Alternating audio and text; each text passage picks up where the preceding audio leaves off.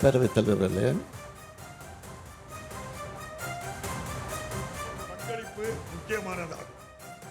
குடும்பத்தின் வளர்ச்சிக்கும் பொருளாதாரத்திற்கும் பங்களிக்க வேண்டும் எனும் பெரும் கனவோடு தங்கள் இருப்பிடங்களை விட்டு நகரங்களுக்கு வரும் பெண்களுக்கு நவீன வசதிகளுடன் நியாயமான கட்டணத்தில் பாதுகாப்பான தங்கும் வசதியை பெற்றிட 19 தோழி விடுதிகள் ஏற்படுத்தியுள்ளன.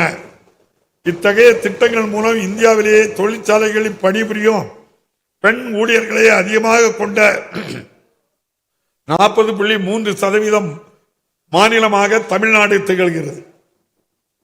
முத்தமிழறிஞர் கலைஞர் அவர்களின் காலத்தில் தொடங்கப்பட்ட மகளிர் சுய உதவி குழு இயக்கம் இன்று ஆள்போல் தலைத்து ஒரு மாபெரும் மக்கள் இயக்கமாக மாண்புமிகு துணை முதலமைச்சர் அவர்களின் சீரிய தலைமையின் கீழ் இயங்கி வருகிறது.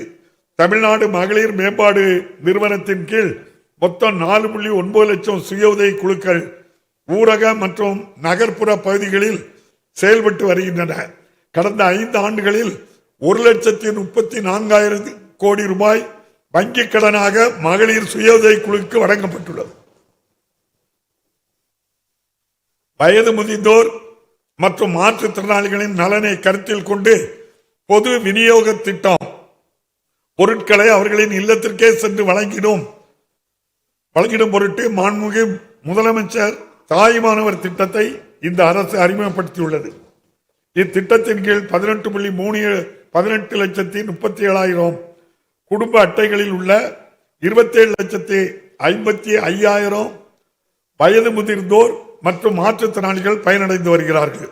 பகல் நேரங்களில் வயது முதிர்ந்தோரின் பாதுகாப்பு மற்றும் அவர்களுக்கு ஆதரவான சூழலை உறுதி செய்யும் பொருட்டு அன்புள்ளம் கொண்ட நமது மாண்புமிகு முதலமைச்சர் அவர்களின் வழிகாட்டுதலின்படி 25 அன்பு சோலை இல்லங்கள் உருவாக்கப்பட்டு தமிழ்நாடு முழுவதும் செயல்பட்டு வருகின்றன.